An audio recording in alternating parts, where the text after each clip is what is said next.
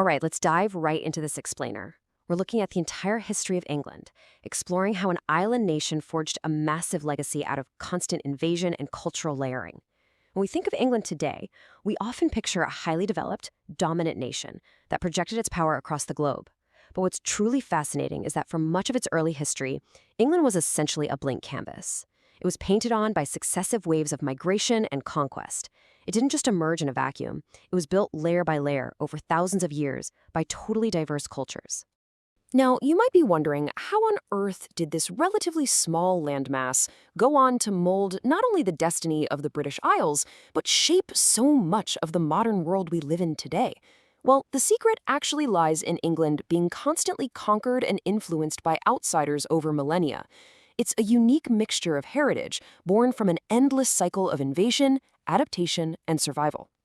So, to make sense of this 11,000-year evolution, we're going to navigate through 5 distinct eras: prehistory to Roman rule, the Anglo-Saxons and the Vikings, the Normans in the Middle Ages, the Tudors, Stuarts, and Civil War, and finally, Empire and modern England. Let's get right into it. Section 1, Prehistory to Roman Rule, from land bridge to empire. And actually, as we'll see, this territory wasn't always an island. Picture this. During the Stone Age, you didn't need a boat to get to Britain. You could literally just walk there from continental Europe across a massive land bridge called Doggerland. Early human migration and cultural exchange happened entirely on foot. It's crazy to think about, right? It was only when the last glacial period ended and all that melting ice caused sea levels to rise that this bridge was permanently flooded, completely cutting Britain off from the mainland. And because it was connected, early cultural shifts happened incredibly fast. We're talking going from the very first farmers building Stonehenge around 4000 BC to widespread Celtic culture, and then boom, the Romans decide they want a piece of the action. Despite being an island by then, the cultural exchange never stopped. Julius Caesar tested the waters back in 55 BC, but Emperor Claudius is the one who launched a massive, successful invasion in 43 AD, folding England into the Roman Empire. But, empires fade. By 407 AD, the Romans completely withdrew their legions, heading back to defend the continent. Which brings us to Section 2, Anglo-Saxons and the Vikings, forging a realm. With the Romans gone, England basically became a blank canvas all over again for new Germanic tribes to leave their mark. So in come the migrating Anglo-Saxons. They displaced or just merged with the native populations, bringing their Germanic customs with them. They pushed the native Celtic Britons way out west into places like modern-day Wales and Cornwall. In their place, they established a completely new Romano-British culture and set up a collection of 7 fiercely independent, totally feuding kingdoms, which is famously known as the Anglo-Saxon Heptarchy. But that fragile Anglo-Saxon system? Yeah, it was completely shattered by the Vikings. It started with terrifying hit-and-run raids in 793 AD at Lindisfarne, but quickly escalated into a massive, great heathen army landing with one goal: total conquest. They literally overran almost everything, until only Wessex was left standing. It seriously looked like the absolute end of the English nation. But King Alfred the Great mounted this incredible last stand at the Battle of Edington, and decades later, building on that momentum, his grandson Athelstan defeated a massive alliance of Vikings and Scots at the Battle of Brunanburh, finally securing a unified English kingdom. Moving on to Section 3, Normans and Middle Ages, Conquest and Calamity. Because as it turns out, that newfound Anglo-Saxon unity was incredibly fragile, leading us straight into an era defined by the most infamous succession crisis in English history. Just look at this totally chaotic 3-month span in the year 1066. King Harold defeats a Norwegian invasion up north, but then, mere weeks later, has to force march his exhausted army all the way down to the southern coast to face Duke William of Normandy. William wins the legendary Battle of Hastings, King Harold is killed, supposedly by an arrow straight to the eye, and boom, a brand new French-speaking Norman aristocracy takes over.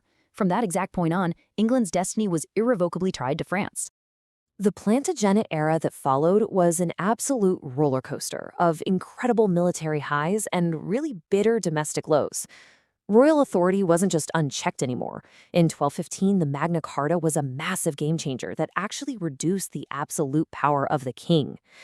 Domestically, the working class began to flex their muscles, rising up in the violent peasants' revolt of 1381. Yet, amidst all this internal turmoil, English kings were still out there aggressively expanding, scoring legendary victories like the Battle of Agincourt during the grueling Hundred Years' War with France. But I want you to focus on this single, devastating number: 50%. That is the estimated population completely wiped out by the Black Death starting in 1348. Half the country, gone in under 2 years. And beyond the sheer unimaginable human tragedy, this radical loss of life severely altered the socioeconomic landscape. The surviving peasants suddenly found their labor was in incredibly high demand, which fundamentally disrupted the old feudal system and directly fueled those rising tensions that led to the peasants' revolt we just talked about. All this chaos created a massive power vacuum, resulting in 30 years of radical civil war between two royal branches: the House of Lancaster, represented by the Red Rose, and the House of York, represented by the White Rose. This brutal conflict, romantically called the Wars of the Roses, saw the crown pass violently back and forth. It only ended when Henry Tudor defeated King Richard III in 1485. By marrying Elizabeth of York, he united the warring families and launched the legendary Tudor dynasty. Which leads us right into Section 4, Tudors, Stuarts, and Civil War, Religion and Rebellion. Let's dive into an era of religious turmoil and internal friction that would physically and politically tear the nation apart. What is so fascinating here is how Henry VIII's desperate quest for a male heir dragged the entire nation through a terrifying, violent, religious whiplash. The Pope wouldn't grant him a divorce, so Henry just completely severs England from the Catholic Church. His son Edward takes over and makes things radically Protestant, but he dies young. Then his Catholic daughter Mary seizes power, violently flipping everything back and burning nearly 300 Protestants at the stake. It wasn't until his final surviving child, Elizabeth I, took the throne that Protestantism was stabilized and the country could finally catch its breath. And after all that chaos, stability finally brought massive growth. By the early 17th century, under Queen Elizabeth I, the population boomed to an unprecedented 5 million people. This was a true golden age. The state stabilized, global commerce expanded, and they famously defeated the Spanish Armada. England was no longer just surviving. It was beginning to truly thrive and project commercial and maritime power across the oceans. But of course, tensions over religious affairs and governance eventually snapped again. In 1642, the nation went to war with itself in a bloody civil war. You had the Royalists, completely loyal to King Charles I, fighting the Roundheads, the parliamentarian forces led by Oliver Cromwell. The Roundheads decisively crushed the king's forces, and the conflict literally cost King Charles I his head. For a brief, shocking period, the English monarchy was entirely abolished and the country operated as a republic.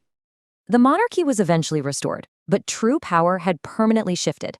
When the openly Catholic James II inherited the throne in 1685, the political establishment panicked. So in a stunning move, they actually invited a foreign Dutch prince, William of Orange, to invade his own father-in-law's kingdom.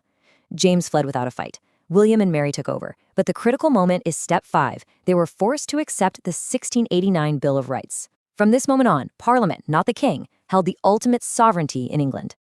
And that takes us to our final section, Section 5, Empire and Modern England, Global Superpower. Let's see how this unified political powerhouse stretched its reach across the entire globe. From the 18th to the 19th centuries, things accelerated like crazy. The 1707 Acts of Union officially merged the English and Scottish parliaments, transitioning England into the modern nation-state of Great Britain. Backed by the unmatched military might of the Royal Navy, they dominated global trade. Add in the massive economic output sparked by the Industrial Revolution, and you get a relatively small island building the largest empire in human history. However, the devastating economic and human cost of 2 global conflicts in the 20th century effectively brought an end to this era of absolute global supremacy. While Britain and her allies were victorious in both the First and Second World Wars, the sheer financial and societal toll was staggering. It virtually bankrupted the nation and signaled a major turning point, initiating the slow decline of Britain's dominance on the world stage. But here is the absolute coolest takeaway from this whole explainer. The legacy of these 11,000 years of invasions isn't just sitting dusty in some history book. It is literally the cocktail of words I am speaking to you right now. The modern English language is an incredible, living record of survival. We use Latin structures left by the Romans, core everyday vocabulary from the Germanic Anglo-Saxons, distinct phrases from the Old Norse Vikings, and the administrative language of the French Normans. Every time we speak, we are echoing the voices of every single group that ever arrived on those shores. So, it leaves us with this final, profound thought. Is England's ultimate strength actually the direct result of centuries of being conquered and adapting? It didn't become a global powerhouse by remaining isolated and unchanged. It became the nation it is today by absorbing the cultures, technologies, and languages of its invaders, synthesizing them into something entirely unique and incredibly resilient. It's a fascinating way to view history, and I really hope this changes how you think about the incredible layers behind the English language we use every single day.